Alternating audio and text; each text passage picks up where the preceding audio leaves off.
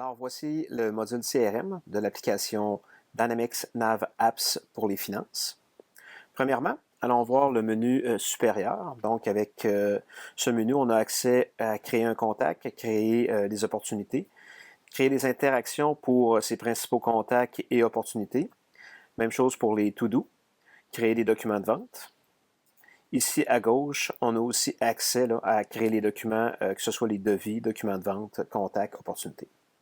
Donc, premièrement, allons voir comment créer des contacts. Donc, ici, j'ai l'accès à ma liste de contacts. Je crée par nouveau ici un nouveau contact, tout simplement. En sélectionnant Tab, le système va me donner le prochain numéro disponible. Donc, j'ai ici le contact pour la compagnie. Je peux aller ajouter le nom, l'adresse, etc. Je peux aussi ajouter différents liens. Donc, des documents, que ce soit des photos, des documents d'études de crédit, peu importe. Donc, je peux lier différents documents externes et ajouter des notes. Ce qui est intéressant avec les notes, c'est que j'ai aussi les dates. Donc, je peux suivre les différentes communications qui ont eu lieu avec ce contact-là en particulier. Donc, maintenant qu'on a créé un contact, on va aller voir comment créer une opportunité. Je fais encore une fois un nouveau. Avec Tab, le système me donne le prochain numéro disponible. Description, opportunité pour Monsieur X, Y. Monsieur Y, tiens. Je choisis le numéro de contact, donc à qui s'adresse cette opportunité-là en particulier. Le code de représentant est important si je veux suivre les différentes communications et si je veux suivre les activités des représentants pour chacune des opportunités. J'ai aussi un code de cycle de vente qui me permet d'avoir des cycles différents pour des opportunités complexes ou des opportunités simples. Ici, je peux rajouter des notes pour cette opportunité-là. Et à l'aide de créer interaction, ça va m'ajouter différentes lignes ici pour l'avancement de cette opportunité-là. Donc, dépendamment de mon cycle de vente, si je fais une interaction qui me dit j'ai fait une première qualification, je vais avancer à 10, 15, 20%.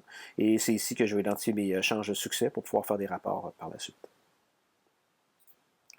Donc, on a créé notre opportunité. On va retourner au menu principal. Donc ici, j'ai mes différents documents de vente. Devis et documents de vente, commande de vente, en fait, c'est très similaire. Donc, on va aller dans une commande de vente. Je vais prendre ici un client qui existe. Donc, j'ai toute l'information à propos du client.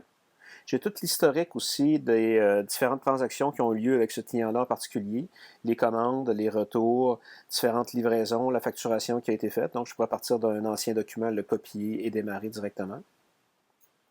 Ici, je vais aller choisir le type de vente que je veux faire. Donc, je peux vendre des articles.